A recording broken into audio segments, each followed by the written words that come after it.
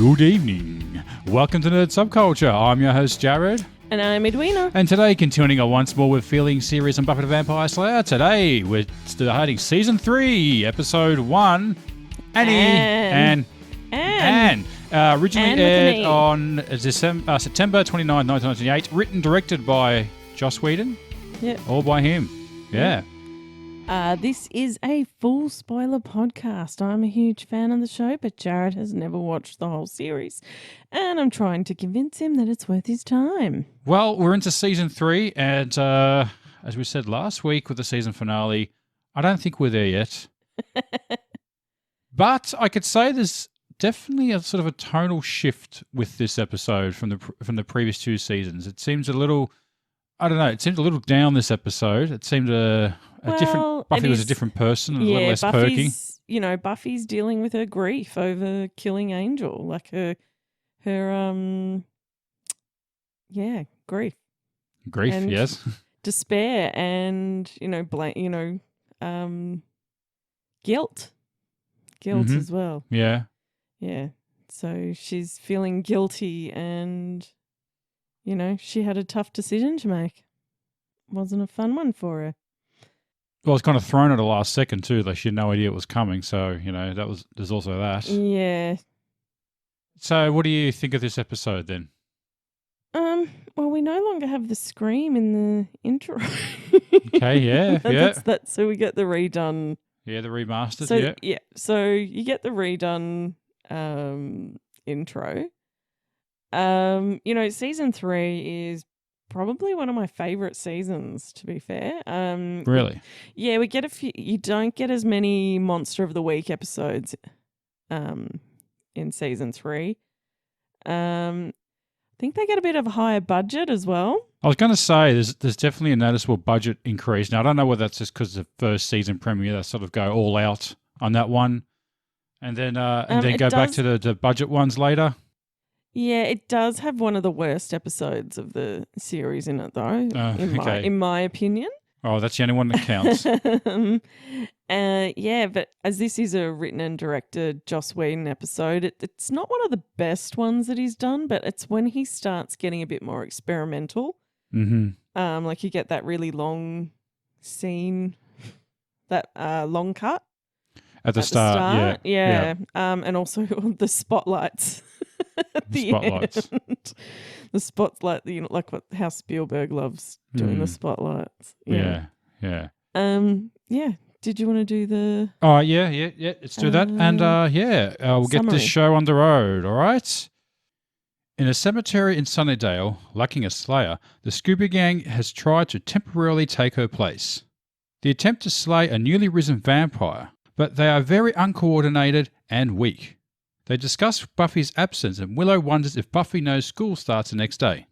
We then see Buffy, but due to her expulsion from school, the death of Angel and fighting with her mother, Buffy has left Sunnydale and moved to Los Angeles where she works as a diner waitress under her middle name, Anne. She serves Lily and Ricky, a young couple living on the streets who have just got a complimentary set of distinctive tattoos. As Buffy walks the street, a homeless woman is muttering, "I am no one." Later that evening, Lily approaches Buffy and reveals that she remembers her from Sunnydale and a time when Lily was known as Chanterelle.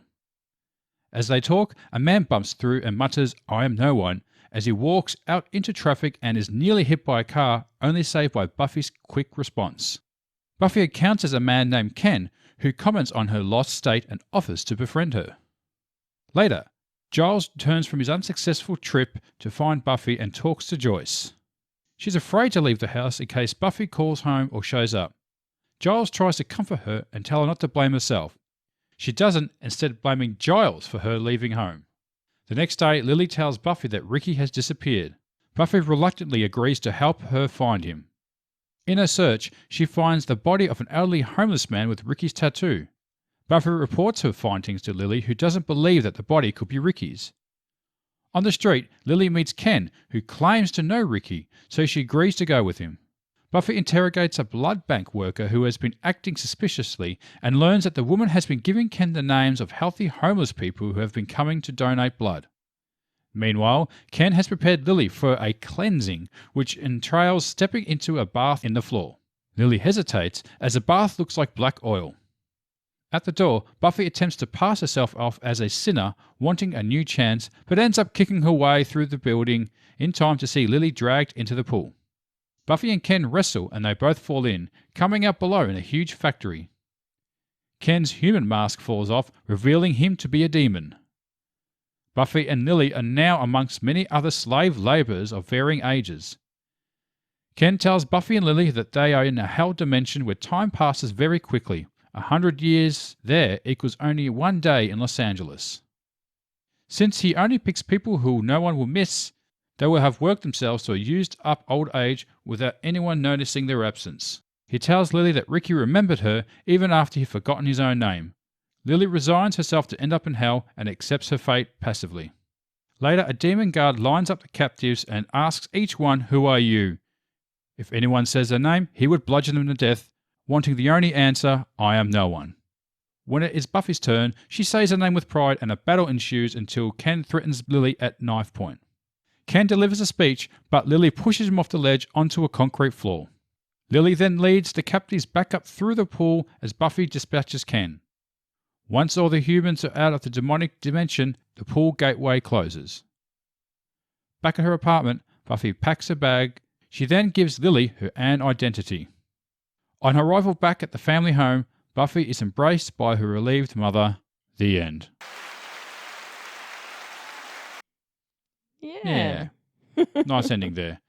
Yeah. All right, so Yeah, so where are you gonna go? this is an okay season opener and sets up the themes for the rest of the season, which is identity and hope, which are really quite heavily the heavy themes of this episode. Yeah. And are quite Quite prevalent because you have Yeah. you have Lily's identity, which obviously Yeah, she said she changes her identity to who she's with. Yeah, exactly. So that guy's got a tattoo of that isn't her name. Yeah. Whoops. What else? She, and you also have Joyce saying to Giles, like, Who is my daughter? Who is she? Giles says that he didn't make Buffy who she is, and then Joyce responds with, who exactly is she then? And you have all the homeless people going, I'm no one. Like there's that guard who is pretty much like, whatever you thought, whatever you were, does not matter. You are no one now. You mean nothing. Very blunt. Yeah. And you have Buffy in a completely new identity. You could also maybe put Willow in there as well, being Buffy at the start. Yes, exactly. Sort of her impression of Buffy she was sort of doing. Maybe even the identity of Xander and Cordelia's relationship in some way, maybe. Not really knowing they're not talking to each other about it. Yeah, they have very poor communication skills when they're not making out or fighting. Yeah. This episode it's continuing on from the repercussions of last season, just like what we had happen with season 1 going into season 2. It's not like a fresh start. So to speak, like she's still dealing with what happened. The fallout from the previous season. Yeah, exactly. Yeah. And she has tried to run away from her problems and pretty much disconnect from the world, which, as we know, is not a good thing for a Slayer to do. Just when I thought I was out, they pulled me back in. Yeah. Oh, yeah. Feel it. She was out. And then Lily had to pull her back in, and then she meets Lily, who tries so hard to connect. She meets Lily and Lily is trying so hard to connect with Buffy. And she's just don't want anything to do with you. And even when she recognizes her, and then Buffy recognizes her, like, oh, no, I don't know you. Yeah. Yeah. But, and she's sort of like, you want to go to a rave? In some guy's basement. Yes. Oh, God. But I don't have any money. This guy's charging people to go in his basement. Yeah, but remember those those illegal raves at the time. Yeah, I don't. They were always in like weird places. Like Yeah, no, abandoned factories. Yeah. it was abandoned warehouses and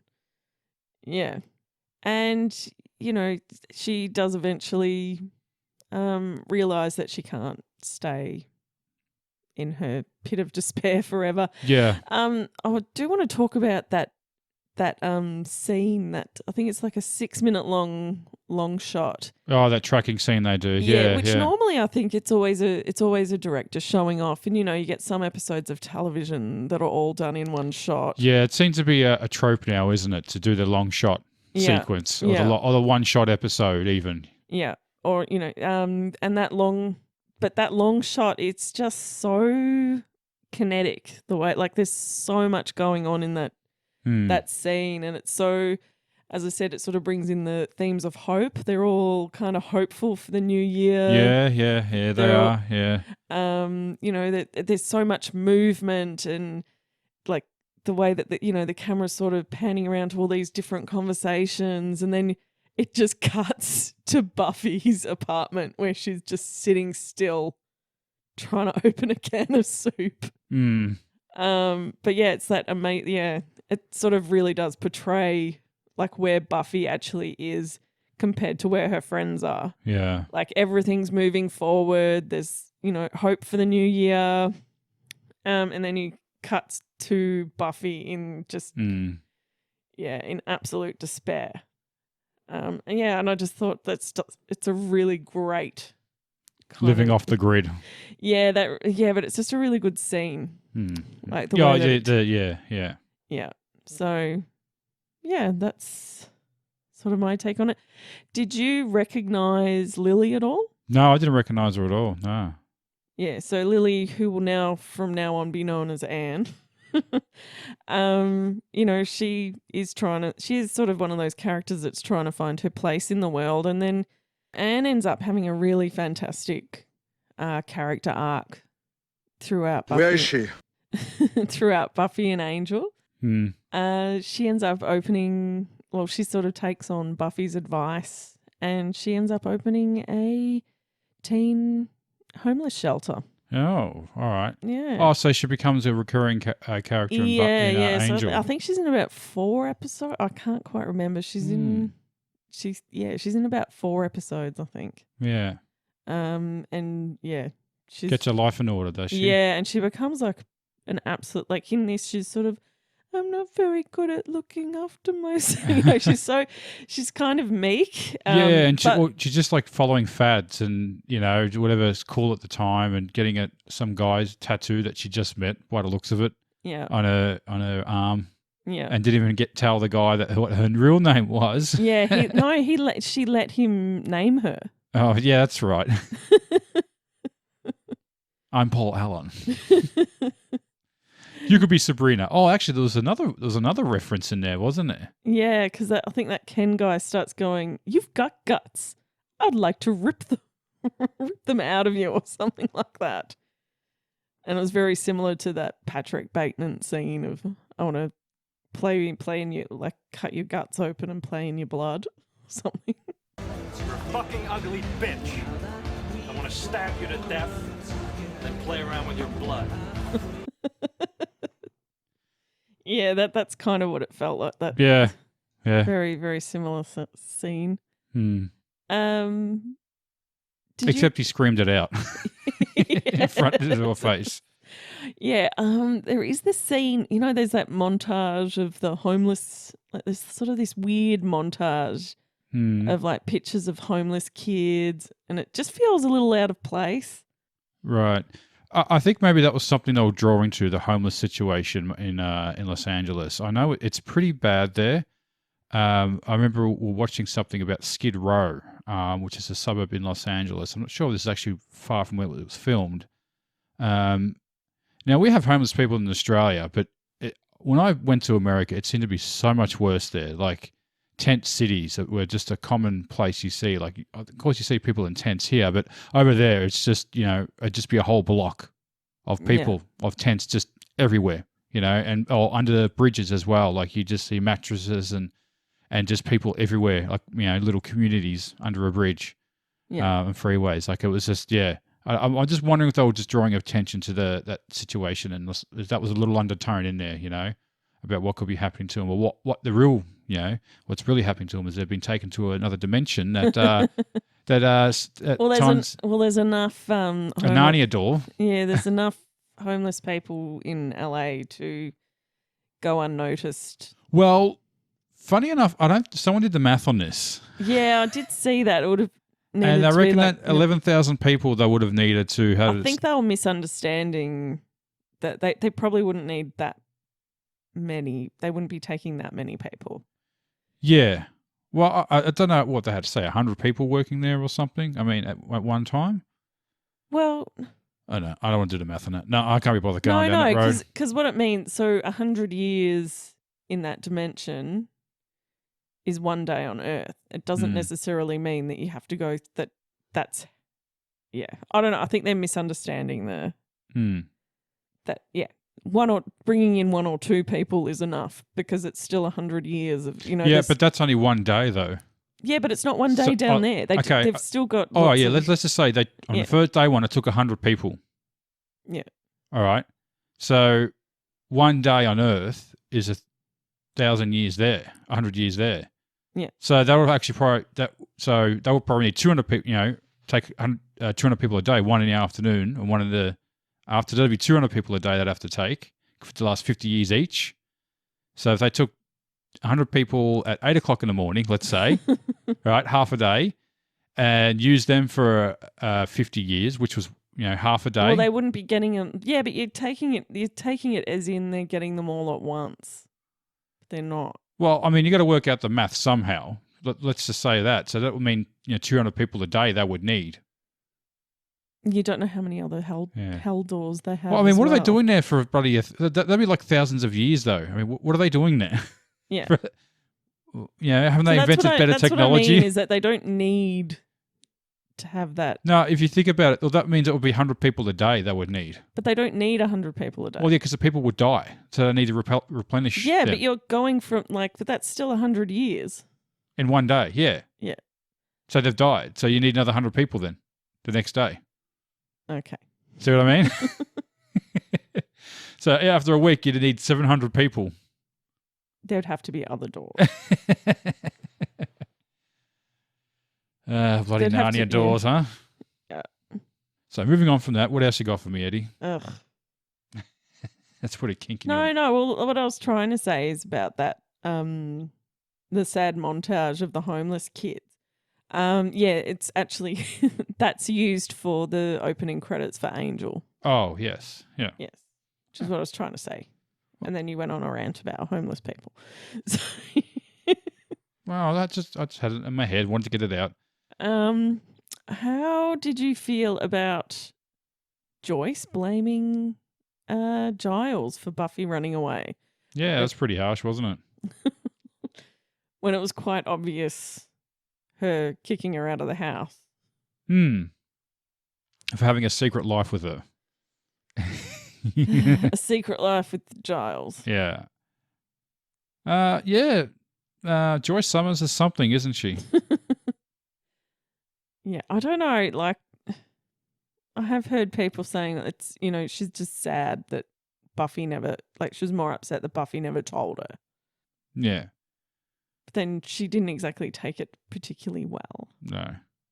But it's always these annoying parts of these superhero identities not telling their parents and stuff like that, and then they find out that's a big deal, then they're okay with it, and then it wasn't a big deal after all. So I don't know. Yeah, it's a hard thing for her to accept, and maybe she's grown now.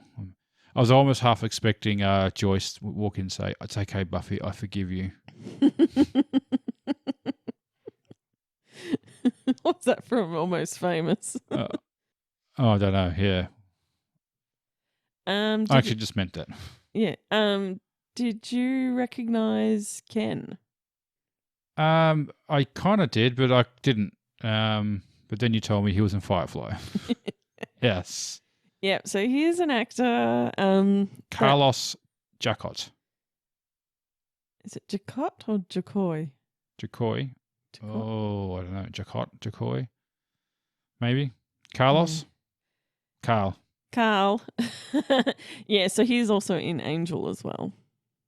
So he's in all 3 shows. There was something very charming about his character, wasn't it? Yeah. And I think that's what he does. He's very charming, and you kind of trust him, which I think seems to be a trope with these characters I've seen so far. You sort of trust him at the start, and then you see his true colours. That's exactly what. Because that's pretty much what happens in Angel as well. Yeah, he seems very Oh, this guy seems nice, doesn't he? Oh no, he's a spawn of Satan. Oh well. Yeah, he does that. Mm. Now, Eddie, did you recognise this face? The old man who ran across the road saying he was no one. I did not recognise Okay. him. Well, maybe you recognise a younger version of him as Matt Damon from Saving Private Ryan. You know the growing old scene? Yeah. You see him grow into an old man? Yeah, that was the actor who played that, which probably wasn't shot long before that. 1999, so that came out about that time, didn't it? Harrison Young is a veteran actor, passed away in 2005, been in several movies. Yeah, this guy's done a lot. Yeah. Okay. Always been known as Young Matt Damon, I think. It's also a meme that's been used a few times too, the growing old scene. Growing old, like, yeah. Yeah. Did you had you seen this episode? No, I still haven't seen any episodes. Okay. And did you go down a rabbit hole this week? No, not really. Although I was listening to a bit of the feature band that was on this episode. Belly Love. Belly Love. Okay. You ever heard of them? No. Okay. I don't think anyone really has. Yeah, not much. I don't know. It seems like they sometimes pluck these bands out of complete obscurity. Like you can sort of judge how popular a band is by checking like their Wikipedia page, and there's just nothing about them, just a few lines, like not even a track list, not even like tours or anything. Just a little bit about the background of the band, and they'll sort of popular within the Los Angeles rock scene. But other than that, not really a lot. I mean, that was the song that they played at the start during that scene when they're in the yeah. So. It's a nice song, actually. It's a really nice song. I think she's a folk singer. Yeah, I mean, they got a few albums. I mean, it's funny. This song that I found as "Back to Freedom" had more views on someone else's channel than their own channel. Oh, okay. And basically, it seems to be they were on an episode of Buffy the Vampire Slayer, and that seems to be about it. It seems kind of sad. It seems like they're all pretty cool band. I don't know, got some good songs on there. I suppose no music is really bad, just not as popular. Kind of like podcasts in a way, isn't it? Yes, exactly. Exactly like podcasts. Yeah, so that's it for me, baby. Okay. Well, I guess, do you have any other question? Oh, sorry, do you have any other talking points? No, I think that's about it for me. Yeah. You want to get into question time? Yeah. All right, let's do it.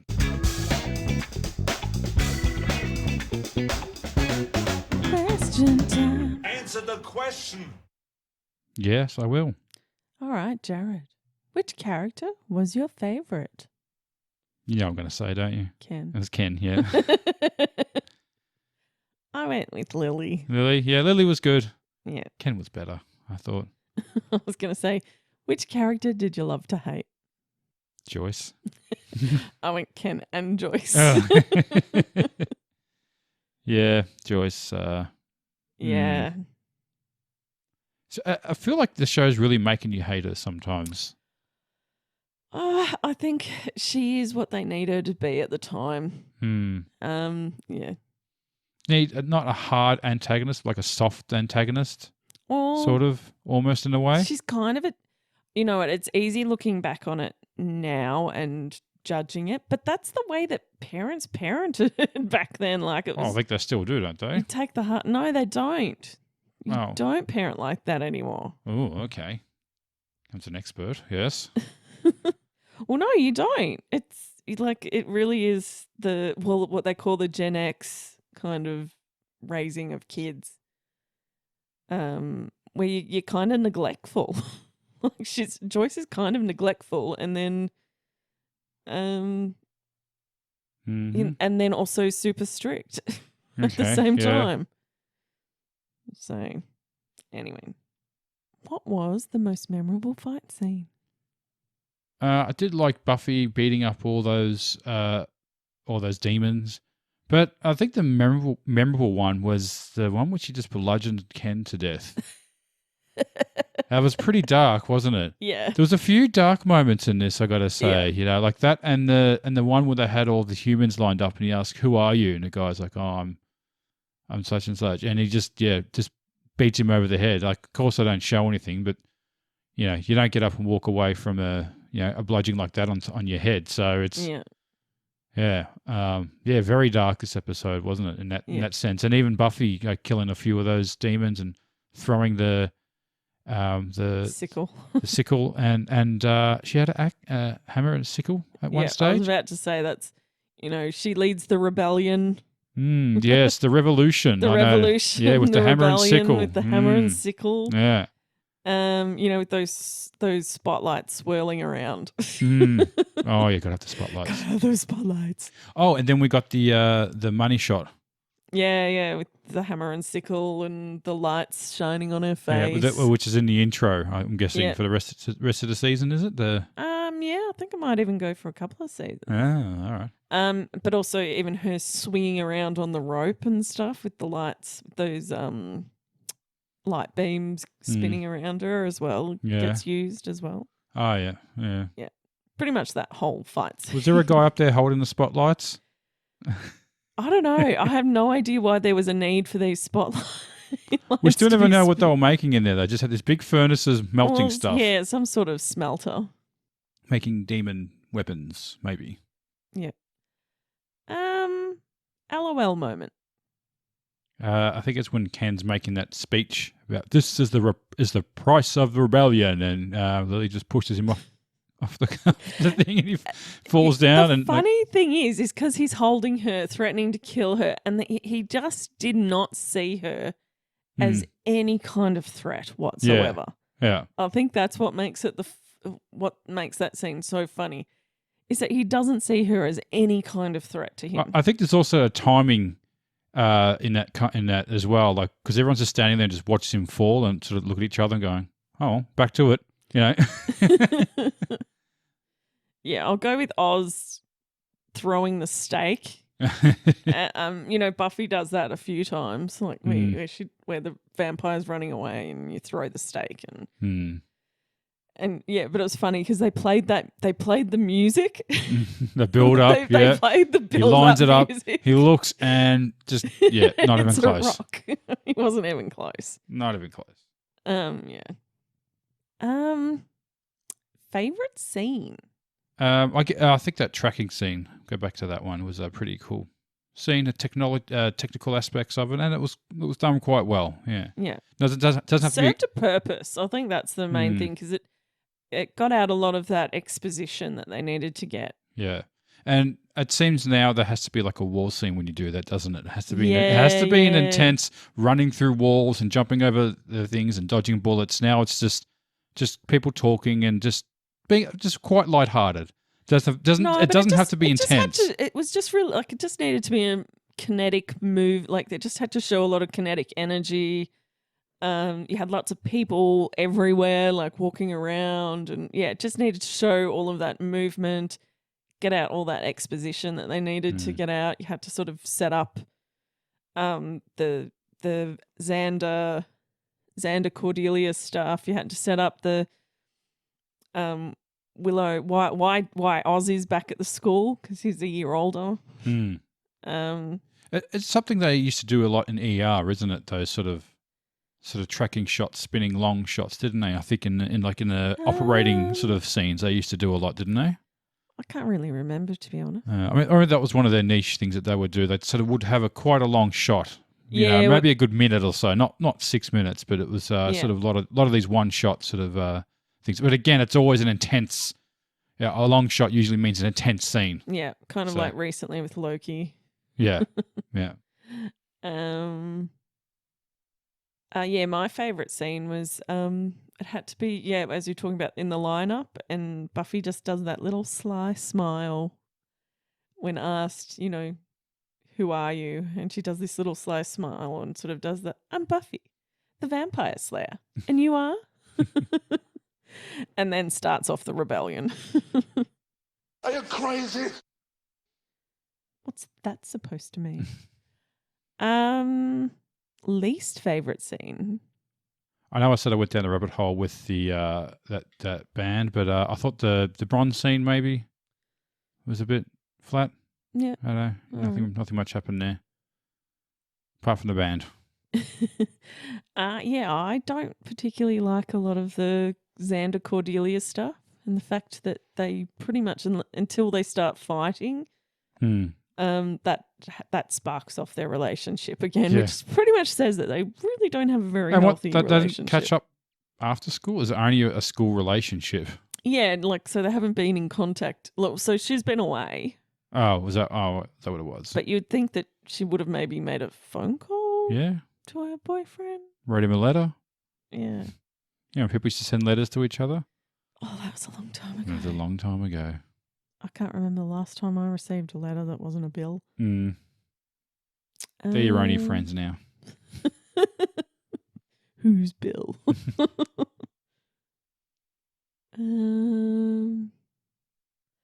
Favorite quote. Well, it was a few that Ken said. There's this one and there's another one. I can't remember the other one, but there's this one. So this is Ken saying this. That was not permitted. Buffy replies, yeah, but it was fun. You've got guts. I'd like to slice you and open and play with them. There's another one he said saying, oh, she can't do that, can she? She can't do that. They're not supposed to do that. Yeah. Humans don't fight back. Humans don't fight back. You're not supposed to fight back. He also has, so he has all of those horrible lines, but these are the ones that he says before he starts his evil rant. This is what wins over Lily, and it's, but hope is a real thing, just like despair, and hope can fill up a part of you that's missing. He also says, this is when they wake up in the cell and they're like, we're in hell. And Buffy's like, this isn't hell. And then, what is hell but the total absence of hope? The substance, the tactile proof of despair. Yeah. That's depressing. Very depressing. Very depressing. But as I said, fitting with the theme of identity and hope. Yeah. Yep. And the fact that Buffy's in these, the pits of despair. Literal pit of despair. Yes, and then gets sent to the literal pit of despair. And is kind of living in her own hell. Okay. Best Cordelia freak-out moment. Well, they're fighting the vampire the second time, and they're having their big moment, and then, she pushes the vampire onto the thing, and they stab it in between them. Something very kinky about that. Like, she's on top of the vampire as it gets staked, and then he dusts, and then they land on the top of each other. Yeah. So, yeah, I like that one.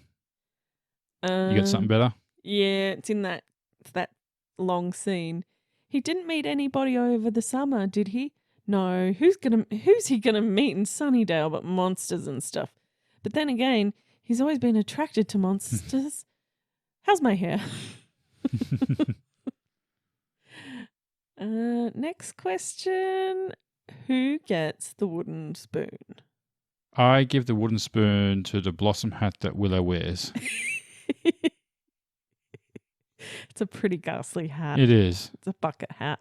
Does she wear it again?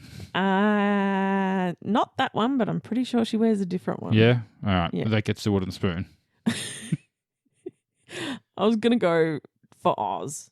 Yeah. Because he could have just done 3 months of summer school and now he has to do a whole year. I don't know how So he could be with his girl. It's kind of romantic.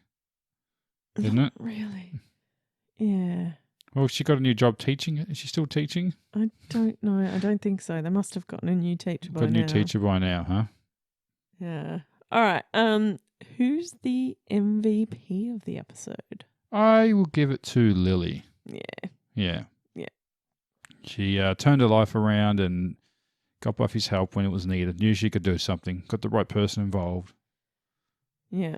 And pushed the guy off the ledge. That's it. Took a chance. Yeah. Everyone else was like bashed into submission. She's like, oh, I can just push him off Yeah, here. and she did seem like the weakest, meekest character. And, yeah. And as you were saying, he felt no threat from her. Could just stand there with her right behind him. Wouldn't harm a fly. Yeah. Yeah. Yeah. And all she had to do was just push. And she did it. Well done, her. Yeah, and that's sort of, yeah. And that's really the start of her journey, so to speak. And she really does turn her life around after that and becomes a very useful person in society. Oh, good for her.